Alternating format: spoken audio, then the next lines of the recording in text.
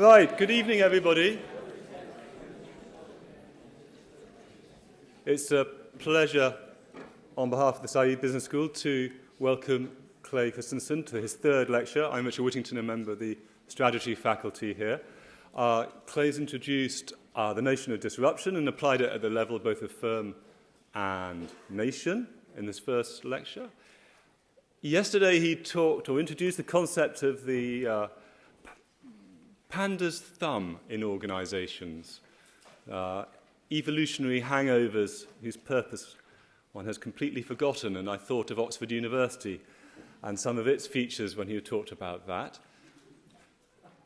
In each lecture, he has been provocative, stimulating, and fun, and this final lecture, he's promised to talk about, amongst other things, the lunacy of certain kinds of academic research.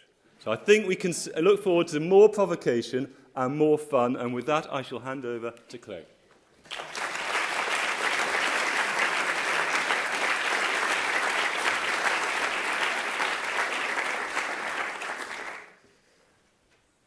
Well, you're robust to stay with us this long. I'm ashamed to say that this talk is completely new to me. I had talked publicly about some of the ideas last night, but this one is completely new to me. And as a general rule, the first time I give a talk, I really do a crummy job. And then I can learn from that. And the fourth group, then I'm really good at it. So thanks for being my guinea pigs for this one. But I thought what I would do is, rather than describe theories as nouns, I want to describe theories as verbs and try to get at some level of depth the process by which the theory of disruption coalesced and emerged from my research over the course of about 20 years. And the reason I thought it might be useful if I went through the process, and I'm still in the verb process, is that for those of you who are doing research, this might be useful to you.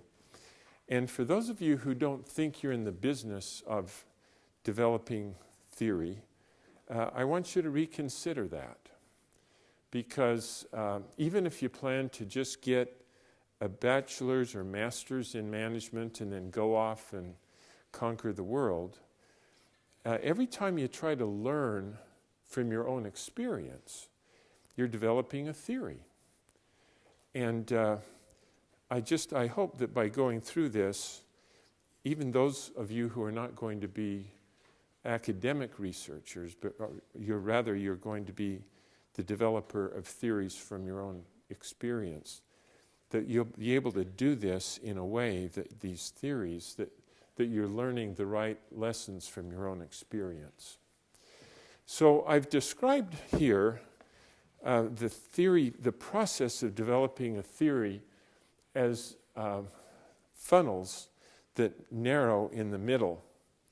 And I'd just like to go through it in abstract first, and then describe how the development of the theory of disruption emerged.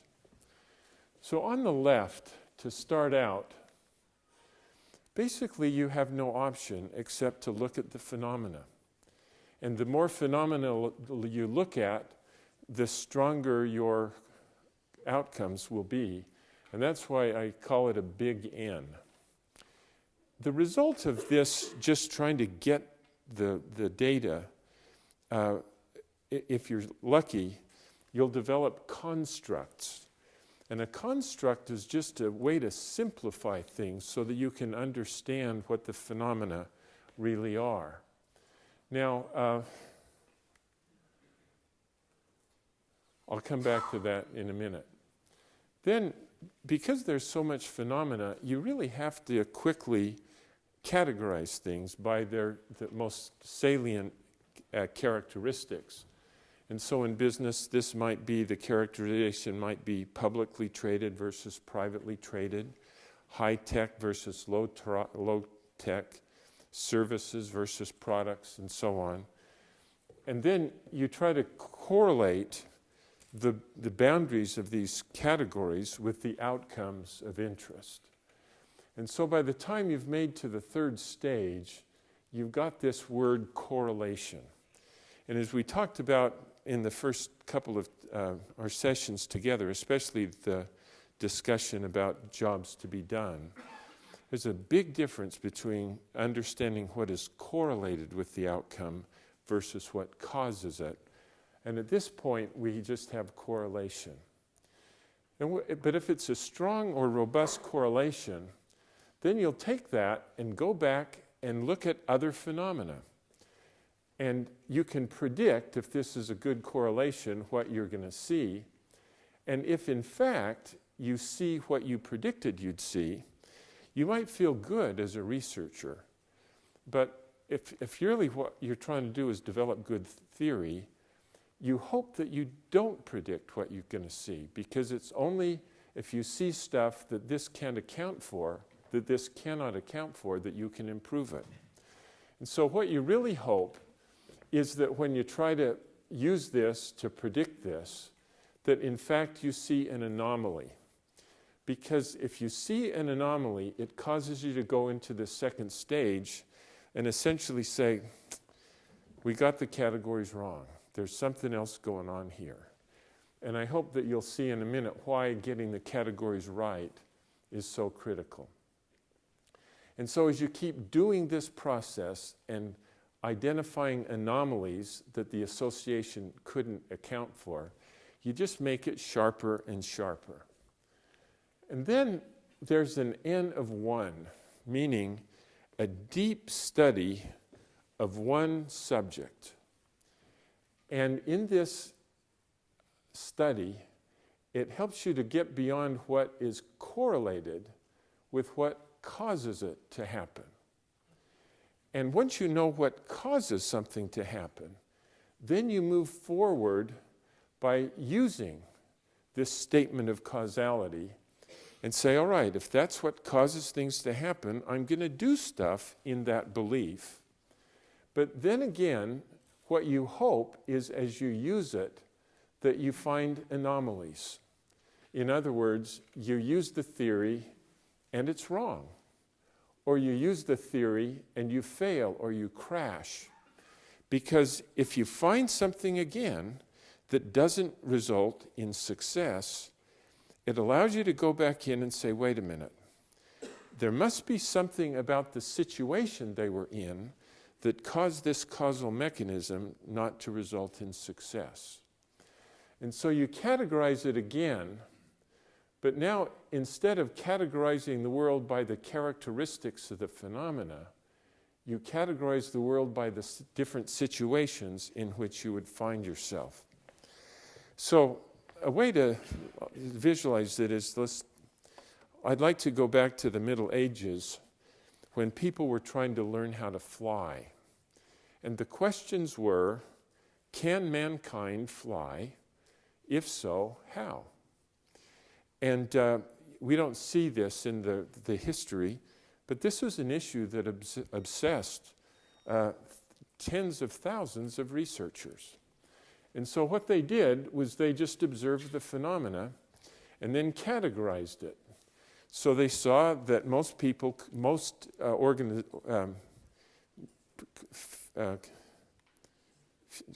creatures could not fly and a few could. And the ones that could fly had wings and feathers, and those that couldn't fly didn't. Now there were anomalies to this. So ostriches had wings and feathers and they couldn't fly, and bats had wings with no feathers and they could fly very well, and flying squirrels had neither and they got by. But when they did the regressions and looked at the R-squareds, the R-squareds was so strong that they decided that man might be able to fly if they fabricated wings, stick feathers on them, strapped them onto their arms, and then went to the edge of cliffs or went up to cathedral spires and jumped off and flapped real hard. It turned out it never worked. And so that was anomaly. And so people for centuries just framed the question as, well, those idiots just had bad wing designs, or they didn't flap hard enough, or they just didn't bulk enough up. And so they tried to solve the problem by improving on each of those dimensions, but it just never worked. And then Bacon wrote a very influential article in 1285, where his message was, ladies and gentlemen, you've got the categories wrong. The ones that can't fly have solid bones, and the ones that can fly have hollow bones. And unfortunately, mankind, we have solid bones, therefore we can't fly. And so Bacon gave us diagrams of machines that we have to construct where the machine would flap the wings and we might be able to fly. And of course, you've probably seen those diagrams, but that never worked either, because there was a correlation between the possession of wings and the ability to fly.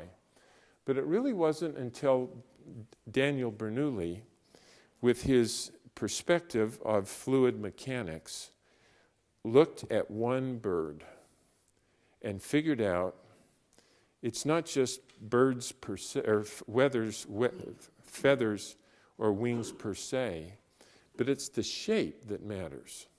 And we call it now an airfoil. And if you run air against that airfoil, it creates a push against it. And that's the causal mechanism behind flight. And once he had done that through that N of 1, then people very quickly started around trying to develop machines that could harness this airfoil and fly. And it took a couple hundred years for people to figure out how to build these machines that would fly, and some of the first were the Wright brothers. But what happened is they would crash. And from the point of view of a researcher, a crash is a wonderful thing, because it allows you to go back and say, you know, it's not that deity canceled Bernoulli's principle on that particular day, but rather the question is, I wonder what it was about the situation that Pilate found herself in that caused Bernoulli's principle result in failure, not flight. And once you understood what the situations that they were in by examining case by case the failure, it allowed researchers then to be able to state statements about this and then. So if you find yourself in this situation, pilots, these are the rules you got to follow. But if you find yourself in this situation, buddy, don't follow those rules because they don't work. You have to follow these rules. And if you find yourself ever in this situation, take my word for it, don't even try, because it's impossible. And so Bernoulli's principle helped us understand what caused the outcomes of interest. But then it wasn't until you had the tortuous study of what was it about the situations that caused it to fail or not to fail. And so this made it plausible. This made life or flying predictable. And once you then could make statements about if-then, that enabled accurate precision, broad applicability, and deep explanatory power. And that's what you really hope for in a theory. I've described that several times in the last 2 lectures as a theory is a statement of what causes what and why. And all I'm trying to do here is just to give a little bit more deeper description of what we mean by a theory and why it's so important. And again, if you have time over the next several days, try to put those things through there and think about your own personal experience. And where are you and what are you learning? And are you learning the right things from your own experience? So now what I'd like to do with that in place, here's a summary of it. So in essence, what we're trying to do is try to get the essence of the phenomena, which we call constructs, and I'll define that in just a minute. Then we have to narrow the phenomena into categories, distill relationships, which are correlations, and then we jump across, and now we have a very simple explanation of what causes it, now what situations you might find yourself in, and then you can guide your path into the future with these if-then statements. All right. So, the theory of disruption. This began when I was a graduate student in 1990, which I was 40 at the time. I was 38 at the time. And that was just last year. And what I did was I built a census of the disk drive industry. And I was very lucky to have come across an industry where there was an organization called Disk Trend Report, and it had collected every disk drive company that ever had been organized, whether they had ever shipped a product or not. And the data showed what their revenues were, what their market share was, and it listed all of the products that they designed, and every component in every model that they designed. And so it wasn't a sample of the industry, it truly was a consensus, or a census of the disk drive industry. And I'd like to talk just for a second about the nature of what it turned out to be. It was a case, but at one level, the case was the history of the disk drive industry. But inside of the case of the industry, it was a case about companies within the industry, and that was a case. And then within the companies, I studied projects that developed disk drives, and so that was a case within a case within a case. And then inside of the teams that developed these products, there were individuals, and every individual was a case within a case within a case within a case. And then each side of every individual, there were their brains. And I tried to understand how these guys were thinking about these problems. And so it was a case within a case within a case within a case within a case. And they were, a better word for it, is these cases were nested one with another. And one of the things that bothers me about academia sometimes is that people disparage the study by the case method. And I don't think we ought to worry about that, because at any level, it's a case. And then the second thing I'd like to say, looking back on it, is that a lot of the data was actually taken from financial reports that these companies delivered if they were publicly traded, and if not, they gave it to their private equity backers. And when you look at a number of cost in a financial statement, it'd be interesting if you would do this. Just take that number, and if you have an X-Acto knife, just open the cover off of the number and look inside. Holy cow, it's horrific.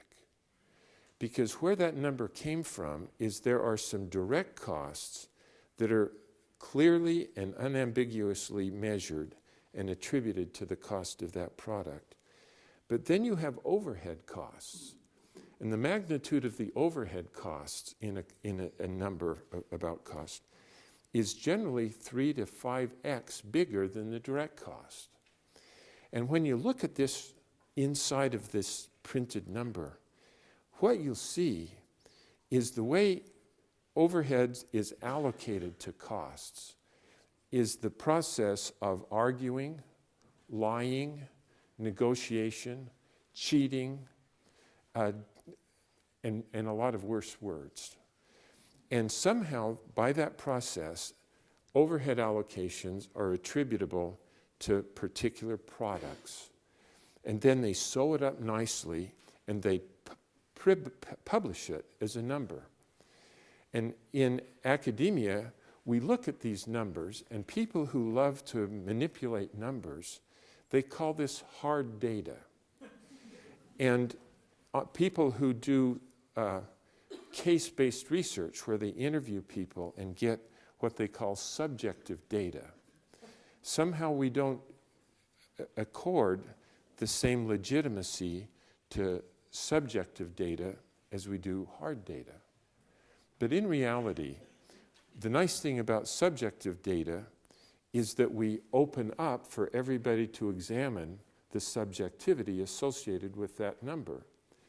And hard data covers up the subjectivity.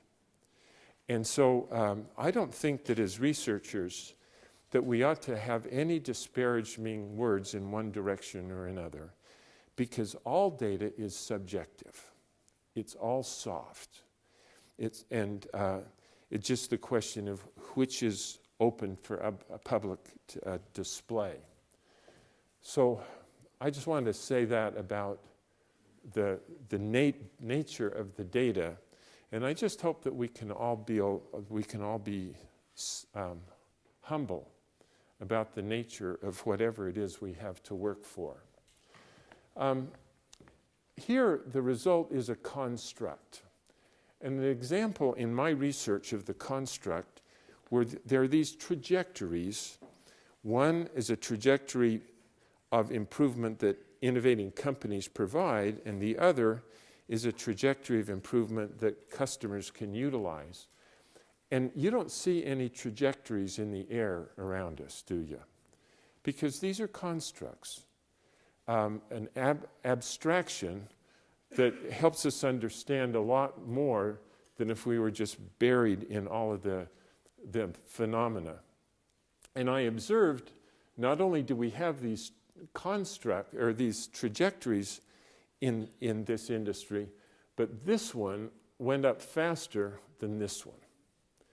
And so that happened in about 1990. It took about 6 months to figure that out. And thank goodness I didn't pay a graduate research assistant to put the data in to my computer. I put it in myself with some help from my kids. But had I not put it in myself, I don't think I would have had the feel for what the data was saying. Then the next that came up with about a year later was this idea that instead of there being individual trajectories, there are actually tiers in the market. And this one could be undercut by this one. And so the whole idea of disruptive and sustaining inventory came from a realization that the whole industry isn't on one of these trajectories, but somebody could come in above them or below them.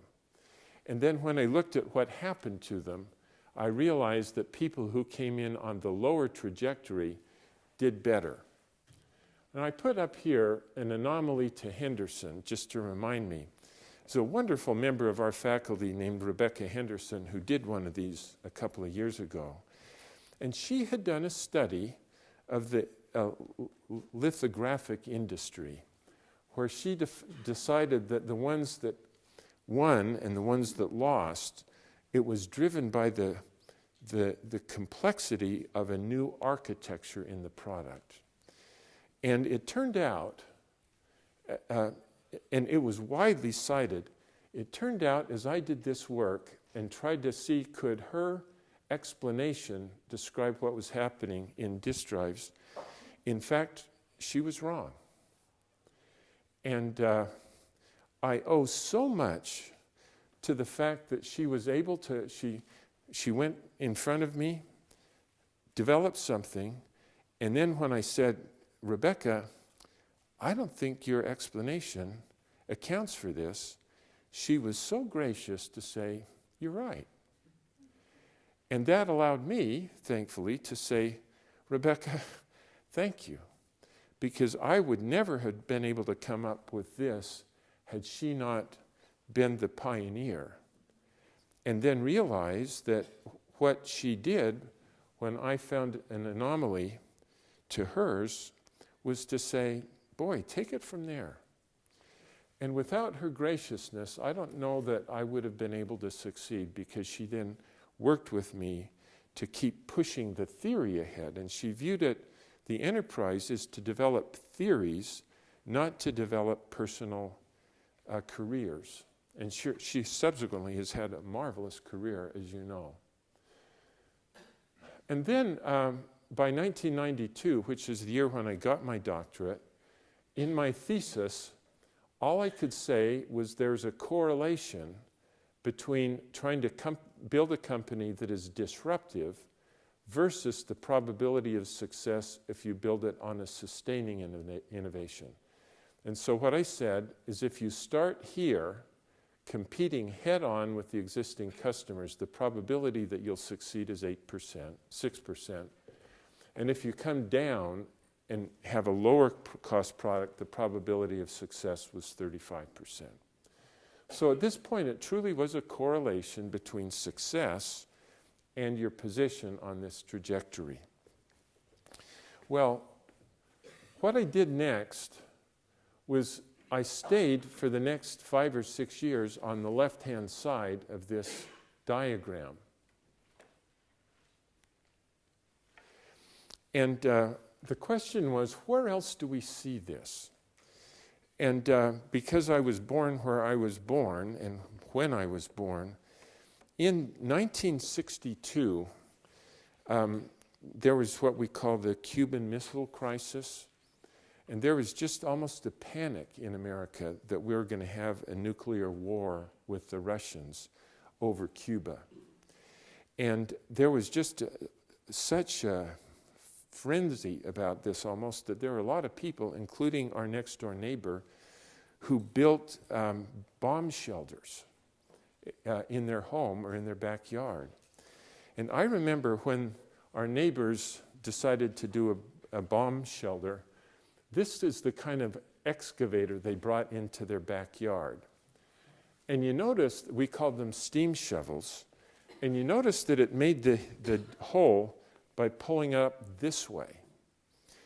And when I was in this research, I thought, you don't see these anymore. But instead, you see excavators that reach out this way and pull it in.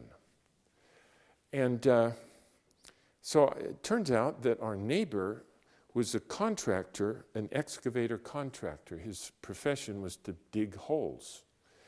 And so I went over these two things, these photos to him, and I said, I described this diagram that occurred in the disk drive industry, and I said, is this diagram help in any way describe how these guys are extinct and they were supplanted by hydraulic excavators? And he said, absolutely. It's exactly what happened. And he showed me a photograph of the early hydraulic excavator that was stuck on the back of a farm tractor. And he said, it's exactly what happened. These guys could only lift a quarter yard of earth. This one could pull 8 cubic yards of earth. And so these are all new companies, and the technology just got better and better and better until it cleaned them out. Anyway, so I said, is there any data about this industry? Because I wanted, again, to have a census of the hydraulic excavator industry. And my neighbor said, yeah, I belong to an association of excavating companies. And once a year, a lot of us have antique excavators. And we find someplace in the Midwest where it's flat. And we all drive our excavators to this place. And for 2 weeks, we dig holes and pull it up and stick it over here. And then we take it from here and put it back there. And then we go home. And he said, there's this guy. He's a nutsy guy. His name is Mr. Toth. I can't remember his first name. That is the historian for the Excavator Association of America. And I bet he's got data on this. Anyway, so I called him up, and he lived in Pontiac, Michigan, and was a worker on an assembly line of Pontiac cars. And I explained what he did, and he said, boy, do I have data for you. Why don't you come? Here's my address. And so I came in one evening, and his mother, he was like 50 years old and had never been married, and his mother had made dinner for me and said, we want you to sleep in this bedroom. And then he took me to the basement, and holy cow, around the basement, all around the periphery, were these cabinets, and inside was the brochure for every excavating company, product that had been ever made from 1920 to the present. Holy cow. And I don't know why I was so lucky, but I stayed down there in the basement while he went off to assemble Pontiacs for about 4 days, and had this all down then in my computer. And my gosh, the very same thing happened in that industry too. And so seeing that this happened in disk drives and excavators, I then thought, I want to try to go around the periphery of the whole world and see if this is happening in industries that are all very different from each other, thinking that if I stake up the trajectory, that everybody will believe that this is a applicable theory to every situation. And so I had done those two. We applied it to discount retailing versus traditional retailing, steel, motor controls, diabetes care, computers, electronic automobiles. And I thought, man, when I have studied all of these different types of industries where this phenomenon happens, surely people will believe me. And instead of believing me, they all came back with, well, wait a minute. Does this apply to ERP software like SAP? And another one says, does this apply to Germany? And the killer was somebody who was an engineer from the disk drive industry said, look, clearly it worked, it explains the past, but does it predict the future? And I said, well, the problem with the future is there's no data about the future yet. Anyway, so out of all of this, I just got the realization that if I think that I can establish the validity of this work by just applying it over and over and over again, I will never get there. And you can't play in that game forever. And that's when I realized that I needed to figure out what caused it to happen. And at the time, I was writing The Innovator's Dilemma, and there was an article written by Solanchik and Peffer, where, from their perspective, the explanation was, you're captive to your customers. If you develop products that your customers buy, they then provide you with the money to stay in the business. But if you don't develop products that your customers want to buy, they won't give you any money and you'll fail. And therefore, your customers really dictate what you can and cannot do. And that was essentially the model of these guys that they published about a decade before I did my work. And so if you read back The Innovator's Dilemma, that's the explanation of what causes it to happen. And then a guy who I knew, but without any conversation with me, wrote a paper and published it in which he wrote a mathematical model of the phenomena of disruption. And as you know, when you do these stuff mathematically rather than in verbiage, sometimes the math makes you much more explicit about the assumptions that you're making and what causes what and why. And my brain can't think in terms of math, and so I just couldn't get there. But Ron, he was at INSEAD at the time, wrote this model, and what he observed is that it actually is the pursuit of profit that causes the leaders in the industry to get out and the disruptors to get in. And that just changed my life when he understood that the real fundamental reason for disruption is the pursuit of profit. Then I could see things in so much clearer terms than I could see when it was just, I could express things in terms of probabilities. And so I wrote the book, The Innovator's Solution, in which Ron's core insight was the essence of my description of the phenomena of disruption. And in a lot of ways, the first book, The Innovator's Dilemma, described the problem as best I understood it. And now this one, we're trying to get to what do you do about the problem. So we're getting, as you can see, a little bit closer here. Now, in order to get this body of understanding to here, we had to figure out, I couldn't build companies to see if they're succeeding and failing at the outset. So what we decided to do was to use the theory to predict what the result is going to be in the future of industries and companies. And then by projecting what's going to happen, we could then see whether or not we were right or wrong. So a couple of my MBA students hung around for a couple of years, and we wrote a book called Seeing What's Next. And under here it says, Using the Theories of Innovation to Predict Industry Change. And so we decided we would try to look into the future of 6 industries. And again, we tried to have them different from each other and essentially write the history before the history happened. And so we stuck our necks out to get taken off.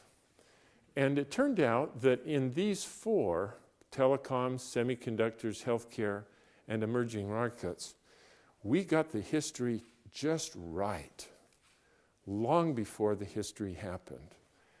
And our assessment of aviation and education, we were totally wrong.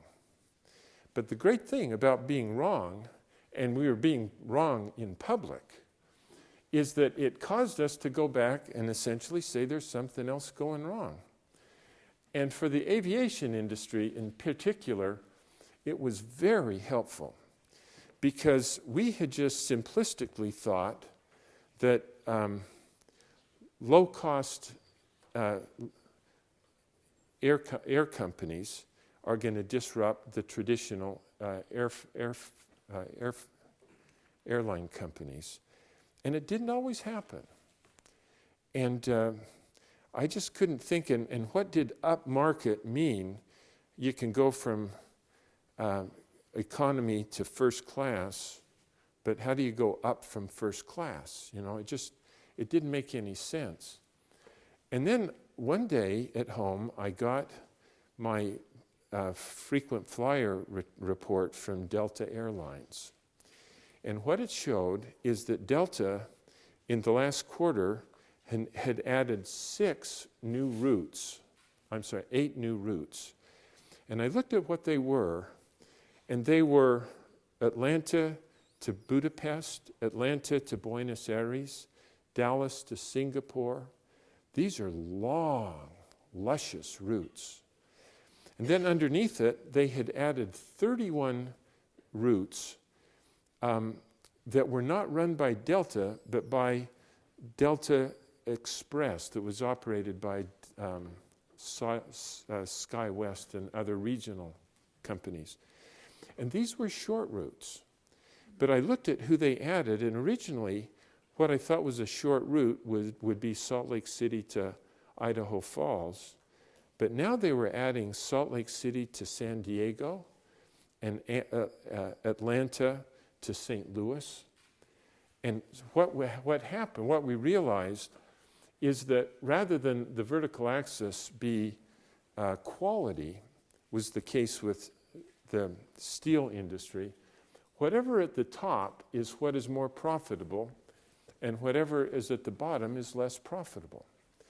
And for the airline industry, long routes were more profitable, and short routes were less profitable.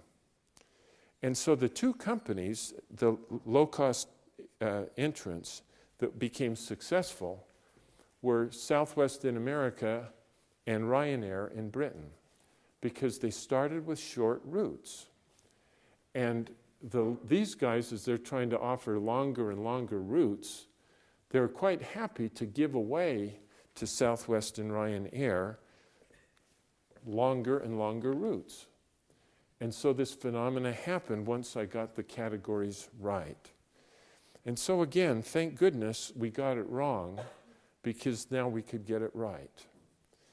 And you can apply this in unbelievably useful ways into the financial industry, for example. Because the vertical axis is high net worth customers are much more profitable than clients that have fewer assets. And bigger loans are bigger than smaller loans. And big deals are more attractive than small deals. And when you could describe it in that way, you could see how the leaders were just getting blown out of the water by people coming beneath them. In America, just as an example, in the debt industry, a company called Capital One came in at the bottom of the market, and they had an algorithm by which they could give small amounts of loans to individual people.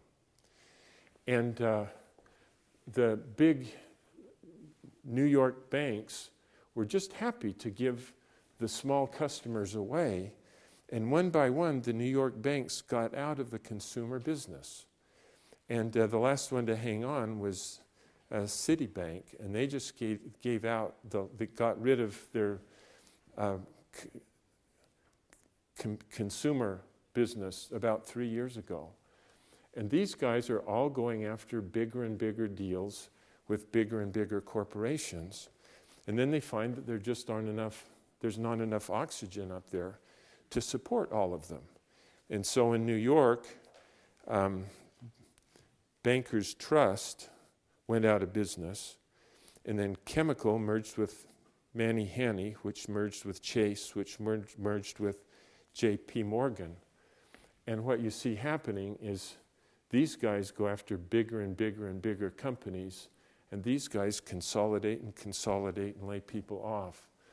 But we were able, because we got aviation wrong, we were able then to expand the theory in a much more useful way.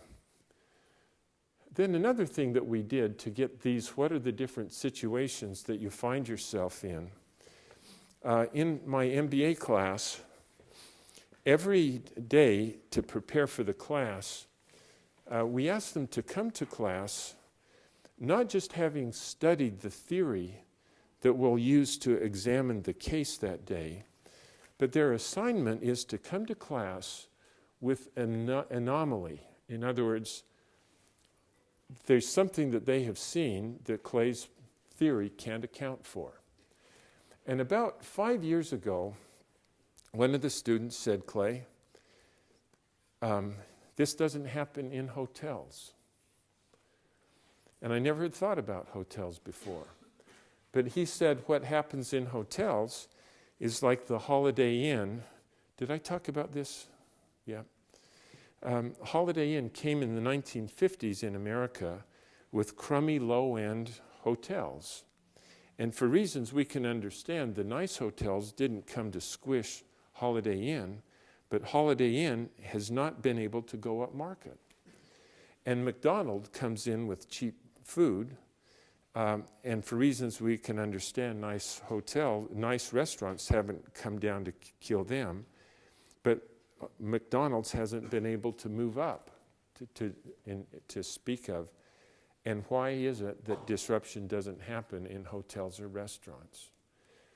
And this is a great anomaly, and it took us 5 years to figure out what's going on. And what we realized is that, in fact, there's a categorization scheme.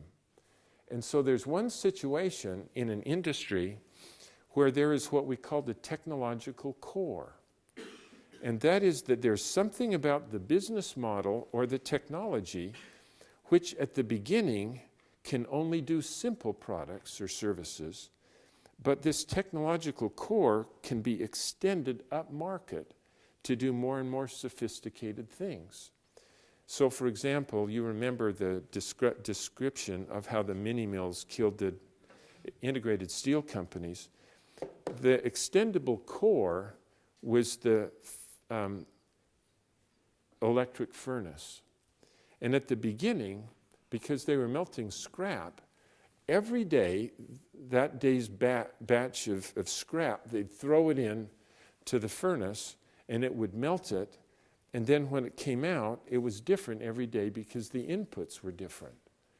And these guys figured out a technology which figuratively allowed them to stick their finger in the melted steel and pull it out and say, okay, we need about 2.3 tons of tin, and could you bring us 0.7 tons of nickel?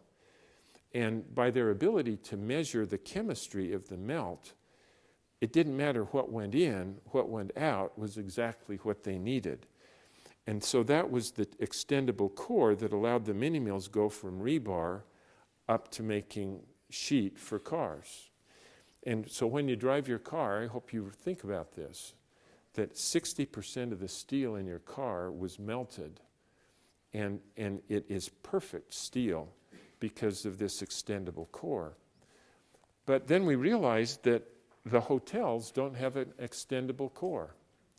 So if Holiday Inn wants to go up market, they have to emulate what Four Seasons offers. They can't disrupt them. If Four Seasons has a nice concierge, then Holiday Inn have to emulate with offering the same, because there wasn't anything that brought a lower cost op. And what we've seen is that there are a lot of industries where there isn't a technological core. And so a company who wants to go up market can go up market, but they have to emulate the people that they want to compete against. They can't disrupt them. And this was very helpful, for example, when we started to look at the future of higher education, because historically there hasn't been any disruption of higher education. We just have better and better and better and more and more and more universities and colleges. But now online learning brings to higher education a technological core. And so what used to be undisruptible is now very disruptible.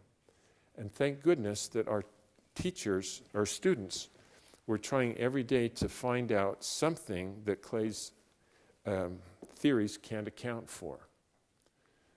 And then the last thing we did was we set up an investment company called Rose Park Advisors to invest in companies that we judge to be disruptive. And every time that team puts money into a company, they're taking the theory to a test that disruptive companies will yield higher returns than regular companies. And most of the time they do, and it's very successful.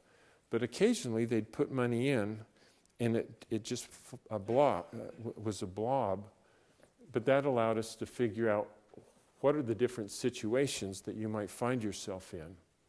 And that then allows us to do the next step, which is make if-then statements.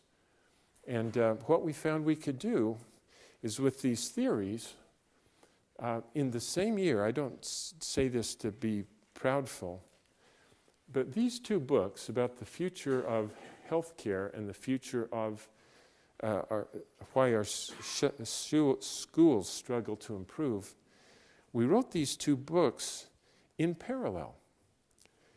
And people look at them, and both of them have received pretty much all of the awards in their categories. And they think, how in the world could you write two books on such totally different topics?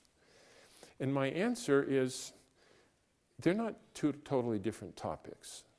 Because what we have at our disposal is a set of theories. And understanding the theory is the enterprise.